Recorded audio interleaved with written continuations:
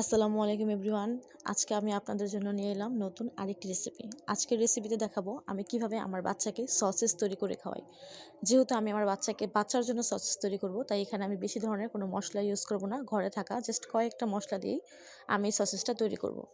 প্রথমে আমি আপনাদের দেখিয়ে দিলাম আমি কিভাবে বুকের মাংস নিয়েছি মুরগির এবং কত ছোট ছোট করে কেটে নিয়েছি। এগুলোকে আমি এখন ব্লেন্ড করে নেব। ব্লেন্ড 15 থেকে 20 মিনিট করলেই হবে। 15 থেকে 20 মিনিট করলে দেখবেন আপনার চিকেনটা একেবারে ব্লেন্ড হয়ে গিয়েছে। এ পর্যায়ে আমি এখানে দিয়ে দিব হালকা একটু মরিচের গুঁড়া, খুব বেশি দিব না যেহেতু বাচ্চা খাবে। তারপর দিব জিরার গুঁড়া, এরপরে দিব একটুখানি লবণ। এ পর্যায়ে আমি দিয়ে দিব সামান্য একটু আদা রসুন বাটা। তারপরে আমি দিব এখানে একটা ডিম। আপনাদের আমি একটু বলে রাখি, আপনারা যারা এখনও আমার চ্যানেলটি সাবস্ক্রাইব করেননি, প্লিজ আমার চ্যানেলটিকে সাবস্ক্রাইব করে দিবেন এবং লাইক কমেন্ট করে আপনাদের মতামত জানাবেন। এই তো সবগুলো উপকরণ আমি দিয়ে ফেলেছি। এখন আমি এটাকে আরও 2 থেকে 3 সেকেন্ড ব্লেন্ড করে নেব।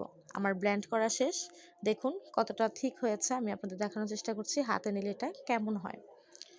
এখন আমি সবগুলো উপকরণ বাটিতে তুলে নেব। এখানে ফয়েল পেপার প্রয়োজন হয় সসেজ বানানোর জন্য, কিন্তু আমি কোনো রকম ফয়েল পেপার ছাড়াই কিভাবে সসেজ তৈরি করি সেটাও আপনাদের দেখাবো।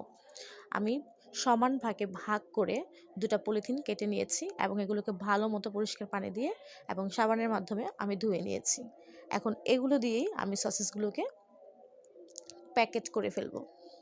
তার জন্য হাতে আমি আগে তেল লাগিয়ে নিচ্ছি, কারণ তেল না লাগিয়ে নিলে আপনার যেটা হবে হাতের মধ্যে লেগে যাবে। আরেকটা বিষয় বলি, বড়দের জন্য যখন আমি তৈরি করি তখন এতে আমি কর্নফ্লাওয়ার ইউজ করি। যেহেতু এখানে আমি কোনো রকম কর্নফ্লাওয়ার ইউজ করিনি, তার জন্য এটা বেশি একটু গলে গলে গিয়েছে, তাই এটা হাতের মধ্যে কোনো শেপ আসছে না। তাই এটাকে পলিথিনের মধ্যে রেখে আমাকে শেপ দিতে হচ্ছে। এই দেখুন আমি কিভাবে করছি। এই প্রসেসটা আমি পুরোটা আপনাদের দেখানোর চেষ্টা করব কিভাবে আমি তৈরি করেছি। বা যখন আপনাদের মুরগির তুলনায় ডিম বড় হয়ে যাবে তখন কিন্তু এরকম হয়ে যাবে, তখন আপনারা কিভাবে করবেন সেটাই আমি দেখিয়ে দিচ্ছি। এবার আমি এটাকে পেঁচিয়ে নেব। আপনারা চাইলে এই সসেজের মধ্যে এখানে আপনারা কর্নফ্লাওয়ার বা ময়দা, তারপরে হচ্ছে বিভিন্ন ধরনের আরও মশলা ইউজ করতে পারেন, গোলমরিচ ইউজ করতে পারেন, সয়া সস ইউজ করতে পারেন, কিন্তু আমি এখানে কোনোটাই ইউজ করছি না, কারণ এটা আমি আমার বাচ্চার জন্য তৈরি করছি। এভাবে ভালো মতো এখন আমি রাউন্ড করে পেঁচিয়ে নেব এবং এগুলোকে আমি সাইড দিয়ে সুতা দিয়ে বেঁধে নেব।